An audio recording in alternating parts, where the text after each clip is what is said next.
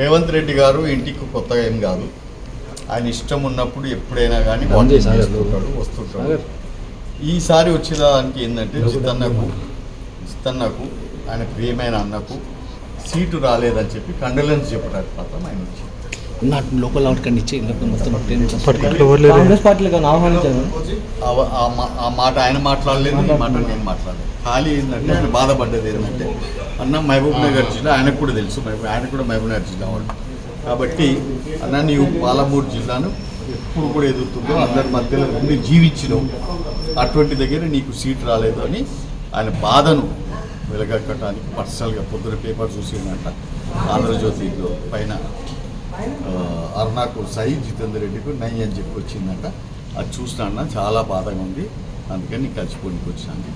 అక్కడ సీట్ రాలేదు కాబట్టి ఇక్కడ ఏమైనా సీట్ ఇచ్చే ఛాన్సెస్ ఉన్నాయా ఏంటి, అసలు ఏమన్నా డిస్కషన్ ఏమన్నా? అటువంటి ఏం లేదమ్మా, ఎందుకంటే వాళ్ళ సీట్లు ఆల్రెడీ ఆఫర్ దేర్ సీట్స్ కదా, ఆల్రెడీ డిక్లేర్ అయిపోయినాయి కదా. 2009లో మీరు చేవెళ్ళ నుంచి పోటీ చేశారు, మళ్ళీ చేవెళ్ళ నుంచి పోటీ చేసే అవకాశం ఉందా? మల్కాజ్గిరి ఆల్రెడీ వాళ్ళకి ఏదైతే ఉన్నారో మహేందర్ రెడ్డిని చూశారు మీరు, మరి మహేందర్ రెడ్డి వాళ్ళకి ఆ సీట్ అలాట్ కావడం జరిగింది. అంటే అటువంటి ఛాన్స్లు ఏం లేదు, దాని మీద ఏం ఊహించుకోకండి. మల్కాజ్గిరి మీకు ఇస్తారని ప్రచారం జరుగుతుంది బయట. మల్కాజ్గిరి నేను చెప్తున్నా కదా మీకు, ఆయన వచ్చిన దాంట్లో అటువంటి ఏ ఒక్క మాటలు లేవు, ఏ ఒక్క సీట్ గురించి కూడా చర్చించలేదు.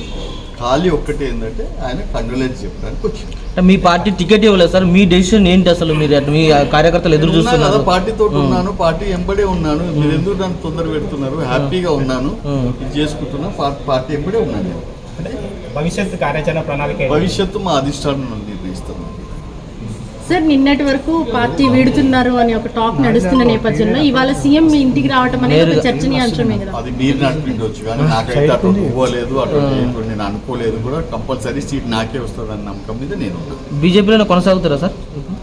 కొనసాగుతూనే ఉన్నా కదా, చూస్తూనే ఉన్నావు కదా, డౌట్ ఎందుకు వస్తుంది? అంటే ఇప్పుడు ఎన్నికల సమయం కాబట్టి సీట్లు రాని వాళ్ళు పార్టీలు మారుతున్నారు, సహజంగా మారింది. అన్ని చర్చలు అవన్నీ వద్దు. నీకు రేవంత్ రెడ్డి ఎందుకు వచ్చిందని అడిగింది, దానికి నేను మీకు జవాబు చెప్పాను. ఓకే, ధన్యవాదాలు.